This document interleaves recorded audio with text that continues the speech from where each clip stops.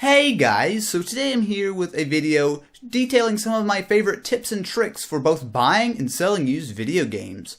Now, as some of you will know, I'm a big collector. Well, I wouldn't say I'm a big collector. I don't have that big of a collection, but I enjoy buying older, cool video games, such as, for the Super Nintendo, the PS1, etc., etc., etc.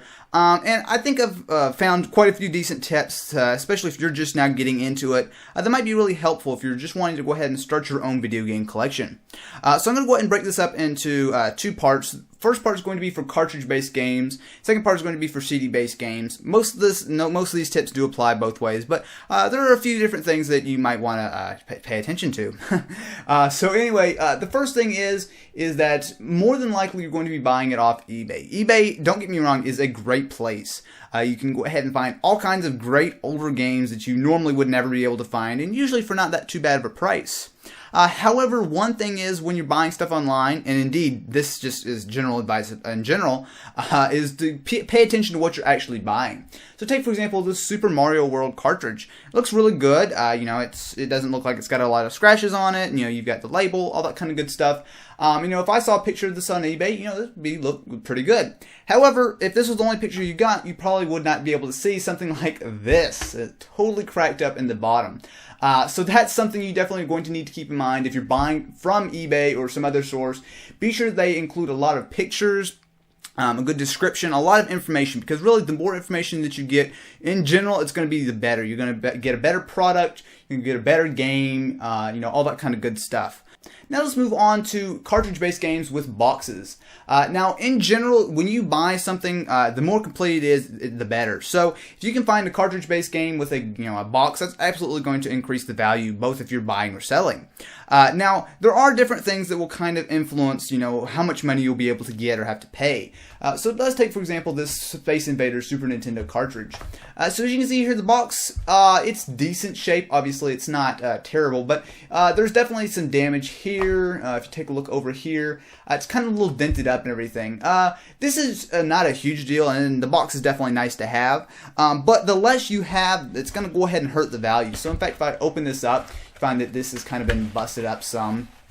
You will find that the cartridge is A-OK all the way around, but the box is kind of in poor shape and there are no instruction manuals or any of the original paperwork.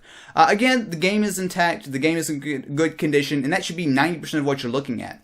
However, for that added bonus, if you can include anything else that had to do with the game, absolutely do so, as it will help the value. In fact, let me go ahead and just show you guys here. This would be an example of something that would be a little bit better. Now, this is a Battleship cartridge. It looks about the same, however, the box is in better shape. Do keep in mind a lot of these older boxes obviously could be 10, 15, 20 years old. I might have some dings and scratches on it, but overall if it's in good shape, no major dents or anything. And in fact, if you can get a sealed copy, that's going to be much better, but usually sealed copies of games are way more expensive. But as you can see here, this is even better as it includes, I'm going to just pull this out, it includes the original paperwork as well as the box in pretty decent condition. So we've got the original booklet, we have instructions. Again, not a necessity, but it really does help the value when there's more there. And in general, the more you can include, the more you can get or sell it for. It's just going to help out with the value. Okay, so let's move on to CD-based games. Now this is a little bit different, although do keep in mind that a lot of the previous things that I said still applies. However, there are some differences. So this is kind of an example of something that you're not really going to want to look for. So this is just an Xbox game, just Quake 4, just a bonus disc. But as you can see here, this is definitely not the original case. In fact, it's got some Game Exchange from Oklahoma. So this is definitely not the original package, and it's kind of a little bit beat up. Now, again, I do want to stress that the packaging isn't everything, but especially with disc-based games, you really want to take a look. As you guys can see here, it looks pretty decent. But if you get an old busted-up package here, you're definitely going to want to see some sort of picture of the the back of it. Make sure that there's no major scratches or whatever. That will definitely help you out. Now, more than likely, you're going to find a little bit better of a package. So, you can see here, here's just an Xbox 360 game grid. Now, this is pretty much what you're going to want to look for. It should look as new as possible, especially if it's something, from a new console like the Xbox 360, PS3, something like that. So, you're going to want the cover art. It's better if it's not, just printed out and kind of looks a little bit bad. And if you open it up, of course, you're going to want to see the disc. And again, you're going to want to see it in good condition. But you're also going to want to get as much of the paperwork as possible.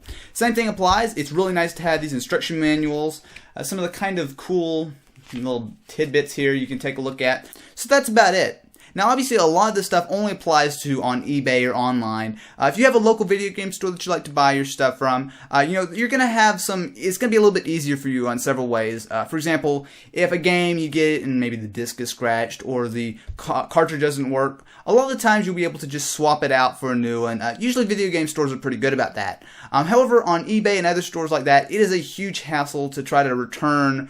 Sometimes they don't even let you do it. So you definitely want to go ahead and pay attention. You don't want to just throw your money at just anybody. You want to do a little bit of research, make sure that the thing does work, make sure that the person does have a good score, good feedback, and of course if there's a return policy, that's going to be really good, especially if you go ahead and pay some top dollar for some different games. And anyway guys, if you enjoyed this, if it helped you out, if you're just starting collecting, hopefully this did, be sure to leave me a comment below letting me know. And if you guys are interested, I will go ahead and do a separate video all about consoles, because obviously, some people like to collect consoles as well. So if you guys are interested in another video about the consoles, just let me know. Anyway guys, thanks for watching.